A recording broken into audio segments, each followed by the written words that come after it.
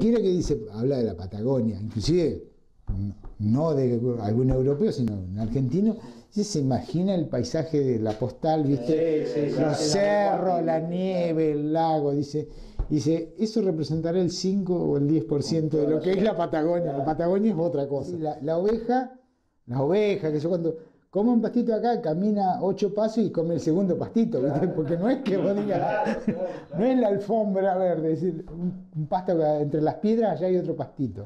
El corralito fue un invento argentino. Además, todo el mundo hace la referencia, hasta Grecia, que Grecia, está bien, Grecia quizás sea el país que más latinoamericano de Europa, junto con Portugal. Pero ellos están, que no nos pase lo de Argentina, sí, espantados con eso, o sea, la experiencia esa. Si no hubiésemos pasado nosotros antes por esto, porque además apunta a lo mismo, o sea, son burbujas financieras, por ejemplo, que vienen a destruir, se inician en lo estatal y terminan en el bolsillo del último habitante, digamos, pero que es el que termina pagando, siempre. Sí. Vos fíjate que ahora lo que decían la otra vez, es el escándalo con Bankia, de Bankia en España. Me pusieron 200.000 millones de euros y dice, no anduvo. Y digo, pará, si vamos a ensayar de salvar un banco, empezar por gastar unos pesitos, 200.000 millones, ¿en qué carajo? Y no se pudo, no anduvo. Salvás a toda la población. Entonces vos decís, intentamos con esto y no anduvo. ¿Sabés qué, muchacho? No anduvo. No anduvo. Y ahora estaban ahí que decían, es más, terminan no cerrándole ningún número. Ya no solamente la salvación del Bankia, o sea que eso te indica que aún así, cuando empieza la crisis, realmente ya estaba podrido de antes. Claro, o sea, claro. Si no lo podés salvar con esa guita, que es lo que pasó en Estados Unidos también. Estados Unidos seguía inyectando guita, total ellos tienen la máquina, ¿no? Ellos fabrican los dólares. Inyectando guita para no salvar nada. O sea, la única salvación vino después cuando transfieren la crisis a los países que no son periféricos, pero sí son la periferia de ellos. Claro. A un costo altísimo que hace que se desdibuje las principales diferencias, si es que alguien tenía la fantasía de que existían entre republicanos y demócratas en Estados Unidos, esas diferencias desaparecieron. ¿Por qué? Porque las principales diferencias son en la asistencia social, y son justamente las que tuvieron que sacrificar a Obama para poder salvar la crisis, y con lo cual lo hace cada vez más parecido a Bush. Sí, nos colocó la historia ahí. Sí, no tenemos mérito. No. Ni los gobernantes, ni los gobernantes, ni los habitantes. Es más, yo creo que acá, inclusive lo del 2001, lo que hizo la población, los habitantes, lo que hicimos nosotros, fue simplemente un intento de supervivencia nada más.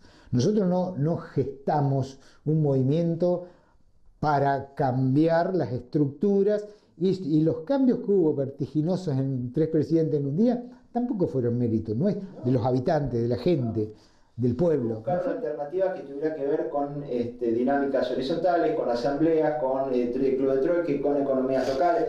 Eso sí, no digo mérito, pero eso sí fue un aporte creativo a esa situación. Eso sí, tácticas de supervivencia muy eficaces. Que es lo único que se pudo hacer acá.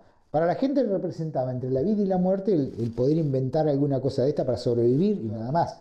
El foco del problema, el origen de esto, como podía ser, qué sé yo, el origen de la burbuja inmobiliaria y financiera, en aquel momento fue la más financiera que otra cosa, y vos decís, bueno, atacamos, este es el eje del problema, atacamos ahí. No hubo ni siquiera esa propuesta de parte de ninguna organización popular. Las únicas estructuras que tenían existencia previa antes de todos estos movimientos comunitarios, como los clubes que se armaban, las asambleas barriales, ese tipo de cosas, que fueron una estructura simplemente de supervivencia.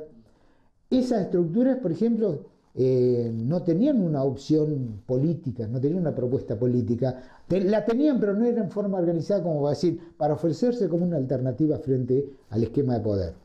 Cuando aparecieron algunos referentes políticos, la mitad fueron cercenados justamente por el odio hacia toda la política. Vos decís, entonces todo está todo podrido, no podemos confiar en ninguno disfrazó de político. Salvo una sola persona, que era Zamora. Es más, se nombró en algún momento como el único posible y que él sensatamente, que demuestra que su sensatez, dijo: tenés pelo que yo voy a agarrar esto. O sea, yo en esto no me embarco. ¿Viste? Pero él fue el único que salvó. Evidentemente en todo el mundo se sacudió la estantería como nunca en la historia. En todo el mundo, y en definitiva para tiempos históricos, 15 años no es nada. Entonces, frente a eso sí ha habido alguna capacidad de respuesta. Y yo creo que si todo este movimiento de los indignados y todas las máscaras esas bueno, todas esas cosas se facilitaron en Europa y Estados Unidos, todo ese movimiento, toda esa, inclusive que los tuvieron que reprimir, se facilitaron porque ya había existido acá los cacerolazos. Acá se tuvo que armar. El cacerolazo lo tuvimos que improvisar nosotros, porque no había muchas cosas así. Una organización que no existía, pero sobre todo no había propuesta de qué forma responder frente al poder omnímodo de las grandes financieras, donde vos te respaldabas por la cana, por supuesto. La fuerza represiva estaba respaldando eso. Y la gente decía: esto le tocaba a los delincuentes, le tocaba a los subversivos, y ahora me está tocando a mí. Y yo no soy subversivo. A mí me garcaron todos y estoy padeciendo esto. Por eso que tuvo esa característica de movimiento espontáneo que fue tomando forma. Y todo ese camino muy trabajoso, muy doloroso que se dio hasta que se constituyó como ese colectivo de asambleas, esos cacerolazos y toda esa estructura que se fue generando de abajo y espontáneamente, ya se avanzó en algunas cosas. Entonces, los que vinieron después, los que ahora están desde hace un par de años, ya contaban con esa experiencia. Entonces ya se ¿qué es lo que hay que hacer acá?